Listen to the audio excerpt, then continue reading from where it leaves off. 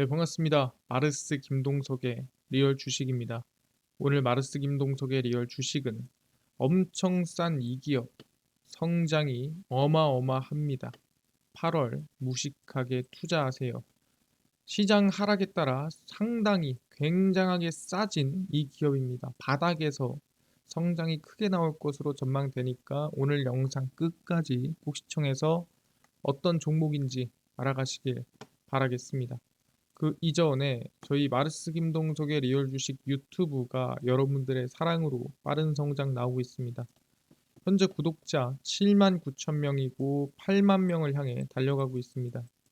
여러분들한테 너무 감사한 마음에 최근에 이슈가 되고 있는 전기차, 그 다음에 AI, 반도체, 로봇까지 시장 전망부터 관련주 총정리한 자료집을 무료로 나눠드리고 있습니다. 이 자료집 받고 싶다 하시면 영상 끝까지 꼭 시청하셔라 말씀드리고, 이 자료집은 제가 직접 만든 자료집입니다. 그래서 전기차, AI, 반도체, 로봇, 자율주행까지 시장 전망부터 관련주 모두 무료로 나눠드리고 있으니까 꼭 받아가시고, 여러분들한테 도움되는 영상들도 많이 찍어드리니까 영상 시청하시고 유튜브 구독, 영상 좋아요, 그 다음에 댓글까지 남겨주시면 정말 감사하겠다 말씀을 드리겠습니다. 그럼 오늘의 영상 바로 시작하겠습니다. 엄청 싼 이 기업, 성장이 어마어마합니다. 8월 무식하게 투자하세요. 사실상 조금 실적 부분에서 걱정했던 기업이 인텔이었습니다. 근데 이번 실적이 긍정적으로 나왔죠. 미국 반도체 기업 인텔 드디어 매출 감소에도 3분기 만에 돈 벌었습니다. 그러니까 지금까지는 잃고 있었는데 3분기 만에 돈을 수익으로 돌렸다라는 거죠. 인텔은 올해 2분기 129억 달러, 그러니까 약 16조 5,442억 원의 매출을 기록을 했고, 중요한 건 순이익이 흑자 전환을 했습니다. 그래서 금융정보업체 레피니티브가 집계한 월가 예상치는 121억 3천만 달러였습니다. 그러니까 19조 6,222억 원을 좀 웃도는 모습이었다라고 하는데, 사실상 지금 이 숫자가 좀 잘못 나온 거고요. 오히려 이제 매출이 좀 높게 나왔다라는 거죠. 예상치보다 대략 한 8억 달러 정도 더 매출이 높게 나왔다라 볼 수 있을 것 같고, 그러다 보니까 이 부분도 긍정적이었는데, 제일 중요한 건 인텔이 원래 올해 1분기에 이 기준 역대 최대 규모인 28억 달러, 약 3조 5,910억 원의 순손실을 기록을 했습니다. 삼성전자랑 비슷하죠. 삼성전자도 반도체 부분만 보면은 거의 4조가 넘는 적자를 기록했는데, 이번 3개분기 만에 인텔이 다시 흑자로 돌렸고요. 근데 중요한 거는 삼성전자는 2분기도 적자였죠. 근데 인텔은 2분기에 흑자로 전환을 시켰다. 이게 상당히 중요한 부분인 것 같습니다. 그래서 올해 3분기로 봤을 때는 매출은 129억 달러, 그러니까 비슷한 수준이죠. 비슷한 수준에서 이 139억 달러까지. 그러니까 뭐 한 10% 정도 더 나올 수도 있어요. 라고 전망을 하는 거죠. 2분기랑 비슷한 수준이거나 아니면 10%가 더 나온 수준이거나 이 안에서 매출이 나올 것 같다. 그러니까 저도 줄지는 않을 것 같아요. 라고 얘기를 하는 겁니다. 그래서 아마 흑자도 계속 유지할 가능성이 높고요. 그래서 인텔이 먼저 반도체 부분 흑자 전환을 돌렸고요. 이 부분이 이제 반도체의 긍정적인 이슈로 볼 수가 있는 부분인 것 같습니다. 근데 여기에 더불어서 우리가 볼 수 있는 게 뭐냐면 바로 이건데요. 갈륨 규제 선반영입니다. 이게 뭔 소리냐? 일단 중국 수출 통제 발표가 있었죠. 원자재 전문 매체 아르거스 미디어를 인용하면 미국과 유럽 시장에서 20일 기준 갈륨은 킬로그램당 약 332.5달러에 거래가 됐습니다. 아니, 갈륨이 뭐 332.5달러에 거래가 됐는데 이게 뭐 대단한 중요한 부분인가요? 중국이 갈륨에 대한 수출 통제 정책을 발표하기 전인 6월 말보다 약 18% 상승한 수치라는 거죠. 그러니까 중국이 우리 갈륨 너네한테 안 팔 거야 라고 얘기를 하자마자 가격이 대략 지금 한 달 동안 20%가량 거의 상승세가 이루어졌다. 그러니까 그 수출 통제에 대한 영향이 갈륨 가격에 끼치고 있다라고 보시면 될 것 같습니다. 근데 왜 그러냐? 중국은 연간 540톤의 갈륨을 생산하며 전 세계 공급량의 98%를 차지합니다. 이게 뭔 소리냐면 그냥 중국에서만 갈륨이 나온다라고 볼 수 있는 수준이에요. 중국이 거의 독점을 하고 있는데 그 독점하고 있는 중국이 야 아무도 안 줄 거야 우리만 쓸 거야 라는 소리를 했다라는 거죠. 그래서 가격이 올랐다라는 거고 근데 그 규제를 언제 시작하냐 중국 정부는 오는 8월부터 그러니까 8월 1일부터 중국에서 갈륨을 수출하는 업체는 해외 구매자 정보를 보고하도록 했고 중국 상무부의 허가를 받도록 했습니다. 그러니까 아무나 수출을 안 시키겠다라는 소리죠. 근데 그게 언제? 8월 1일부터. 그러니까 그게 8월이 되기 전에 미리 선반영을 받았습니다. 그래서 잘 가던 반도체 종목도 좀 밀리고 하락하는 모습을 받았어요. 그러니까 어떻게 보면은 8월 1일부터는 오히려 반도체 관련된 종목들이 리스크가 해소가 되는 그러니까 악재가 지금까지 선반영을 받았다면 오히려 1일이 되면서 진짜 규제가 시작되면서 오히려 반등할 수 있는 모습이 생길 수가 있다라는 거죠. 왜냐하면 악재를 지금까지 기대를 하면서 걱정을 하면서 미리 주가에 반영을 받았기 때문에 그래서 이제부터는 슬슬 반도체가 긍정적으로 흘러갈 수 있겠다라고 보는 부분인데 그걸 알 수 있는 게 이번에 우리 윤석열 대통령님도 이제 ASML 회장을 접견을 했습니다. ASML이 어떻게 보면 반도체 장비를 만드는 기업인데 좀 전 세계에서 거의 유일한 기업이에요. 얘네가 없으면 거의 반도체 생산을 못하는 수준인데 이번 윤 대통령과 네덜란드 ASML 회장이 접견을 했습니다. 윤 대통령은 서울 용산 대통령실 청사에서 피터 베닝크 네덜란드 ASML 회장과 접견하고 반도체 협력 확대를 당부했습니다. 세계 1위의 반도체 노광 장비 업체인 ASML은 지난해 11월 16일 경기도 화성시의 ASML 반도체 장비 클러스터 조성을 위한 착공식에 참여를 했었고요. 그러니까 그때부터 어느 정도 한국의 이 관심과 서로 간의 협력을 조금씩 이제 진행을 하고 있던 상황이었습니다. 그래서 베닝크 회장도 이 화성 반도체 클러스터 건설이 순조롭게 진행이 되고 매우 지금 기쁘게 생각한다. 한국 정부의 지원에 상당히 긍정적인 이 표시를 했습니다. 그래서 ASML 같은 경우에는 지금 한국과 함께하고 있는 게 한국과 협력하는 게 너무 좋다. 이걸 직접 언급을 했고 이 화성시 그 당시 조성 착공식 이외에도 이번에 한 번 더 접견을 했다라는 게 중요한 부분이죠. 그래서 반도체 투자 협력 방안에 대해 계속 논의할 수 있기를 희망한다라고 직접 언급을 했습니다. 그렇구나. ASML 회장도 한국과 반도체 협력을 지속하고 오히려 더 크게 서로 간에 이 매출이라든가 아니면 수주를 더 키울 것으로 전망이 되는 부분이구나. 확인할 수가 있다라는 거죠. 알겠습니다. 지금 이 ASML뿐만 아니라 반도체 전체적인 부분에서도 좀 긍정적인 분위기가 나고 있는데 맞을까요? 라고 물어보면은 맞다라는 거죠. 왜? 이번에 감산을 한 번 더 하겠다라고 확대를 언급을 했죠. 그러니까 중요한 게 뭐냐? 감산을 왜 하나요? 감산이 뭐예요? 생산을 줄인다는 소리죠. 그러니까 간단하게 얘기하면은 가격이 오르려면 수요와 공급이 있죠.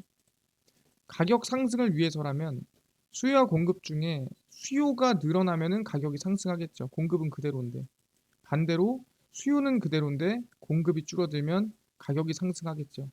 그럼 지금 수요가 늘어나냐? 물론 늘겠지만 폭증하진 않으니 억지로 공급을 줄여서 가격을 올리는 그래서 감산을 좀 확대함으로써 지금 최대한 재고를 소진하고 가격을 상승시키는 방향으로 가자라고 얘기를 하는 거죠.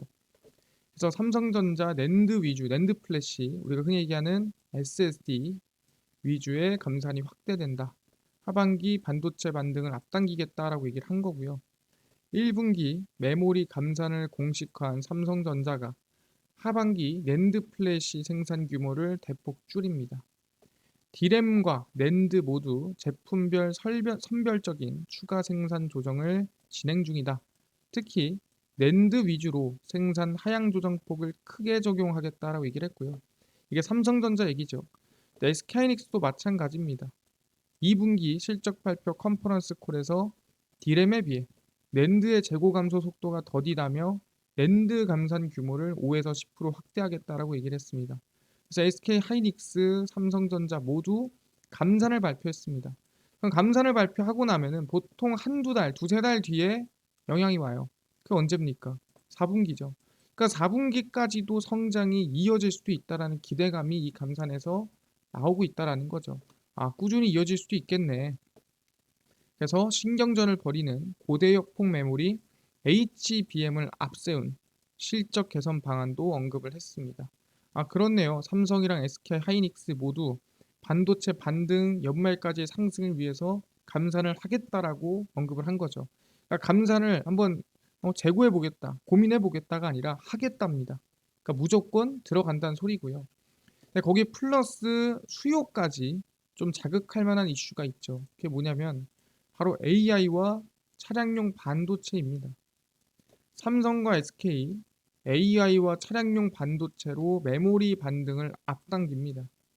삼성전자와 SK 하이닉스는 하반기 수익성 개선을 기대하고 있으며 DDR5 D램이죠. 감산을 했었던 그리고 HBM D램을 쌓아놓은 겁니다. HBM이고요. AI향 수요 급증 영향이 들어가고 있다라는 거예요. 그래서 AI로 인해서 이 수요로 인해서 반도체 수익성 매출이 성장할 것으로 전망이 되고 있는 거고 SK 하이닉스는 올해 HBM 매출이 전년 대비 2배 이상 성장하고 HBM과 DDR5 두 제품군 매출 비중이 전체 D램 매출의 약 20%를 넘어설 것으로 전망이 된다. 말 그대로 AI 매출이 그만큼 늘어나고 있다라고 우리가 확인할 수가 있는 거고요. 거기에 플러스로 글로벌 차량용 반도체 시장 또한 2022년 기준 81조에서 2028년 기준 166조로 약 2배 이상 성장할 전망이고, 그러니까 지금부터 집중하면 그 2배 이상 성장하는 시장의 점유율을 먹을 수 있다라고 얘기하는 겁니다. 그래서 누가? 삼성전자가 오는 2025년까지 글로벌 차량용 메모리 반도체 1위 달성을 목표로 달리고 있습니다. 그래서 AI와 차량용 반도체가 어떻게 보면 반도체의 수요를 자극시키고 있고 그 수요 자극에 따라서 하반기까지도 수익성 개선이 기대가 되고 있다라고 우리가 판단할 수가 있다라는 거죠. 네, 오케이, 알겠습니다. 근데 이렇게 좀 막연하게 반도체가 좋다라고 얘기하면은 좀 애매하지 않나요? 너무 막연하지 않습니까? 그래서 좀 깊게 자세하게 한번 들어가 보겠습니다. 반도체도 어떤 게 좋냐라고 한다면 바로 HBM, 아까 얘기했던 고대역폭 메모리가 상당히 중요하다라고 얘기를 하는 겁니다. 내가 HBM 선두다. 삼성, SK 하이닉스, 콩콜에서 자존심 대결을 하고 있습니다. 삼성전자는 HBM 시장의 선두 업체로. 근데 이 얘기를 하기 전에 HBM이 뭔가요? 이거 설명드릴 겁니다. 근데 일단 끝까지 들으시면 될 것 같아요. 선두 업체로 HBM2를 주요 고객사에 독점 공급했고 후속 HBM2E도 제품 사업을 원활히 진행하고 있다라고 언급을 했습니다.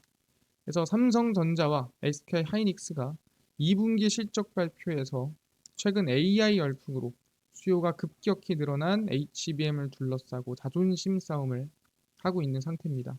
아, 그렇구나. 둘이서 지금 HBM을 누가 더 많이 만들고 누가 더 많이 팔고 누가 더 잘 만드냐 싸움을 하고 있는 거죠. 그래서 삼성전자는 올해 전년 대비 2배 수준인 10억 기가비트 중반을 넘어서는 고객 수요를 이미 확보했다. 근데 아직 올해가 끝나려면 6개월 더 있어야겠죠? 그러니까 아직 지금보다 더 많이 고객을 확보할 수 있고 기대감이 크다라고 지금 어필을 하고 있는 상태고요. SK 하이닉스는 우리가 지금 선두다. 현재 4세대 HBM인 HBM3를 양산하는 유일한 업체다. 우리가 얘기를 하고 있는 거예요. 왜? 지금 삼성전자는 HBM2를 하고 있죠. 그러니까 DDR5, DDR4랑 비슷한 거예요. 4세대인 HBM3를 유일하게 SK하이닉스가 양산을 하고 있다라는 거죠. 그래서 지금 서로 간에 내가 짱이야 라고 싸움을 하고 있는 건데 방금 전에 얘기한 대로 아니 HBM이 뭐야 라고 물어볼 수 있는데 간단하게 정리를 해드리겠습니다. 일단 HBM 고대역폭 메모리가 뭡니까? HBM은 여러 개의 반도체 D램을 수직으로 쌓은 제품으로 이렇게 수직으로 쌓은 겁니다. 위로 이렇게 팬케이크 합치듯이.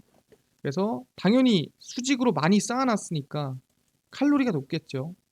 그러니까 데이터 저장 용량도 당연히 클 거고 데이터 처리 속도도 당연히 빠를 것입니다. 쌓았으니까. 그러니까 이거는 얘가 태어날 때부터 원래 좋은 이 메모리가 아닌 거예요. 그러니까 얘는 뭐야? 좋은 디램을 쌓아 놓으니까 더 좋은 디램이 된 겁니다. 그러니까 얘는 뭐다? 처음 만들어질 때부터 좋은 메모리가 아니라는 거예요. 쌓아 놓고 보니까 좋은 메모리가 된 거다. 그러니까 이거는 뭐다? 조립을 했다라고 생각하시면 돼요. 이거는 생산하고 개발한 게 아닙니다. 조립을 해서 만든 램이다, 메모리다 생각하시면 되고 현재 AI 시대의 필수제입니다. 당연히 여러 개를 쌓다 보니까 일반 디램보다 6배, 7배 이상은 비쌉니다. 왜냐면 그냥 한 개만 팔아도 비싼데 이거를 쌓는 비용. 근데 이걸 안정적으로 쌓는 비용. 그 다음에 여기서 나오는 성능에 대한 이 부가가치 기대감. 다 합치면 더 비싸야겠죠. 근데 그게 6배에서 7배 이상이다라는 거예요. 그래서 반도체 불황기에 메모리 기업들의 버팀목이다. 그래서 지금 HBM에 상당히 많은 기업들이 좀 기대고 있는 상태라는 거죠. 여러 칩을 붙이는 과정에서 각광받는 기술이 TSV라는 패키징인데 HBM 생산 능력을 늘리려면 이 TSV 생산 능력도 함께 커져야 됩니다. 아까 얘기했죠. 이거는 애초에 태어날 때부터 이렇게 생긴 게 아니라고요. 뭐다? 디램을 갖다가 수직으로 쌓았기 때문에 만들어진 거고 그 잘 쌓는 기술력이 TSV라는 바로 패키징. 이걸 우리 뭐라 불러요? 후공정이라고 부릅니다. 후공정이 뭐예요? 나중에 이 반도체 처음에 성공정, 그다음 쭉 가서 끝에 후공정. 그래서 반도체 이 마지막에 조립을 하거나 또는 더 나은 반도체를 붙이거나 이런 마지막에 좀 이 하는 공정을 우리는 후공정이라 부르고요. 그걸 패키징, 포장 뭐 이런 느낌으로 생각하시면 될 것 같습니다. 그래서 결국엔 이 패키징 능력에 따라서 HBM에 대한 성장이 정해진다. 그래서 TSV 패키징 생산 능력을 얼마나 확보했냐에 따라 HBM의 생산성을 의미할 정도다. 그러니까 이게 패키징이 중요하다라는 거예요. 결국엔 디램도 중요하지만 얼마나 잘 쌓았니, 또 얼마나 많이 쌓니를 알 수 있는 이 TSV 패키징의 능력을 알아봐야 된다는 건데. 그래서 누구? 삼성과 SK 모두 이 후공정 패키징에 진심을 다하고 있다. 볼 수가 있습니다. 삼성은 천안 캠퍼스를 패키징 전용 라인으로 활용한다는 계획으로 HBM 양산에 필요한 2.5D 패키징 라인 증설을 추진하며 장비까지 이미 발주를 했습니다. 그래서 삼성전자보다 이미 지금 HBM 이 라인을 증설하고 장비를 키우고 있는 상태다라고 볼 수가 있는 상태고요. 이재용 삼성전자 회장이 직접 반도체 사업에서 패키징 분야의 중요성을 인지하고 힘을 실어주기 위해서 천안과 온양 캠퍼스에 직접 방문했습니다. 진짜 중요해. 그러니까 내가 방문한 거고 내가 방문한 만큼 진심을 다하고 최선을 다해야 돼라고 어떻게 보면 압박을 준 거죠. 그래서 SK 하이닉스도 청주 M15 팹 일부에 TSV 라인을 증설하는 방향을 추진 중이다라는 주장이 나와주고 있고요. 확정난 건 아닙니다. 그냥 할 것 같다, 또 하는 것 같다, 뭐 이런 거 의견이 또 얘기가 나와주고 있는 거죠. 그래서 최근 수요 확대가 본격화되고 있는 HBM 분야의 경쟁력을 판가름할 수 있는 패키징 라인 증설을 추진하고 있는 추세다라고 보시면 될 것 같아요. 그래서 그만큼 중요한 건 뭐다? 바로 HBM의 패키징, HBM의 후공정이다 얘기를 하는 거고. 그래서 반도체 후공정, 그것도 HBM에 들어가는 후공정 관련된 기업에 대해서 관심을 가져야 되고 바닥에 있다면 더 좋다라는 거죠. 그래서 그 기업 지금 바로 공개를 하겠습니다. 뭐냐면 바로 코세스라는 기업이고요. 이 코세스를 보시면은 반도체 후공정 장비인 솔더블 어태치 시스템 장비, 레이저 응용 장비 등등등 들어가는데 중요한 게 뭐냐면 바로 이겁니다. 솔더블, 이 솔더볼이라는 이 장비가 있는데 이 솔더볼이 뭐냐면 칩을 쌓는 데 쓰는 거예요. 거기다가 이제 중간중간에 들어가는 게 솔더볼입니다. 그래서 이 솔더볼이 결국에는 있어야 칩을 쌓을 수 있는 거고 지금 이걸 활용을 하고 있습니다. 그래서 그 관련주가 코세스다라고 보시면 될 것 같고요. 2차 전지 장비 관련된 수혜도 들어가고 있습니다. 그래서 삼성전자 후공정 수혜주고요. 코세스는 SK 하이닉스에도 납품하고 있는 걸로 알고 있습니다. 그래서 관심을 가지는 걸로 하고요. 차트를 보시면은 코세스입니다. 주가가 최근에 시장 빠지면서 많이 밀렸죠. 저는 지금 관심을 가져봐도 괜찮을 것 같다 말씀을 드리겠습니다. 제가 비슷한 가격에 얘기를 했던 적이 있는데 관심을 가져볼 만한 구간이 여전히 있으니까 지켜보도록 하겠습니다. 알겠습니다. 방금 전에 얘기하신 대로 HBM 후공정 관련주 코세스 갖겠는데 이뿐만 아니라 전기차, 로봇, 그다음에 AI, 반도체, 자율주행 시장 전망부터 관련주까지 총정리한 자료집을 100% 무료로 나눠준다고 하셨는데 어디서 받을 수 있나요? 또는 당일 급등이 예상되는 단타 종목을 매일 무료로 좀 나눠주시고 장 시작 전에 급등이 예상되는 뉴스라든가 시황을 좀 무료로 좀 정리해 주시고 테마주라든가 매매법 강의를 좀 무료로 좀 나눠주세요 하시는 분들이 있어서 김동석 대표가 100% 무료로 나눠드리고 있습니다. 바로 김동석의 리얼 주식 연구소라는 100% 무료 어플이고요. 이 어플 각 스마트폰 안에 내가 앱스토어다, 그러니까 아이폰이다 그러면은 앱스토어에서 무료로 설치 가능하고요. 갤럭시를 씁니다. 구글 플레이, 플레이 스토어에서 무료로 설치가 가능합니다. 그래서 무료로 설치를 하고 나면은 혹시 뭐 전화번호나 개인정보 같은 거 입력해야 되는 거 아닌가요? 아무것도 입력을 안 해도 됩니다. 할 데도 없어요. 그러니까 그냥 무료로 앱스토어, 구글 플레이, 플레이 스토어 접속을 하신 다음에 뭐라 검색하냐? 김동석의 리얼 주식 연구소라고 검색을 하시고요. 그럼 이렇게 김동석의 리얼 주식 연구소 어플이 뜨게 됩니다. 100% 무료로 설치 가능하니까 꼭꼭꼭 설치를 하셔라 말씀을 드리고요. 무료로 설치를 하고 나면은 아까 전에 말씀드린 대로 혹시나 전화번호 같은 거 적어야 되나요?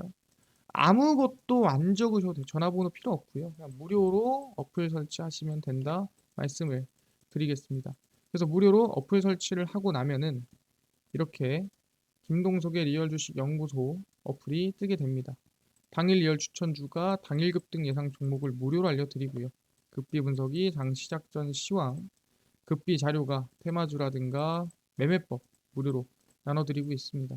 아까 전에 말씀드렸던 전기차, 그 다음에 AI, 반도체, 시장 전망 관련주 자료집은 어디서 무료로 받을 수가 있나요?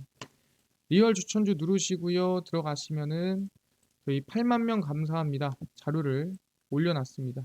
이 자료 누르고 들어가시면은 맨 밑에 월가 대가들의 투자법도 자료집으로 드리고 AI, 반도체, 전기차, 자율주행 로봇, UAM 자료집 무료로 전부 다 드리니까 받아가셔라 말씀드리고 이뿐만 아니라 리얼 추천주에서는 7월 28일, 27일, 26일, 25일, 24일 추천주도 매일 무료로 나눠드리고 있고 급비 분석에서는 장 시작 전 시황입니다. 해외 증시부터 국내 이슈까지 무료로 정리해드리니까 다른 이슈 볼 필요가 전혀 없고요. 급비 자료는 당일 있었던 이슈 관련주 올려드립니다. 뭐 개별적인 이슈가 뭐 어떤 게 있었는지 어떤 관련주가 움직였는지 정리를 다 해드리죠. 다 무료거든요. 그래서 김동석의 리얼 주식 연구소 벽패 100% 평생 무료 어플이니까 종목 시황 테마주 강의 다 무료로 얻어 가시고요. 이뿐만 아니라 저희 마르스 김동석의 리얼 주식 유튜브도 여러분들의 사랑으로 커갑니다. 구독자 8만 명을 향해 달려가고 있으니까요. 유튜브 구독, 영상 좋아요, 그 다음에 댓글까지 남겨주시면 너무나도 감사하겠다 말씀드리면서 다음번에 더 좋은 영상으로 찾아뵙도록 하겠습니다. 감사합니다.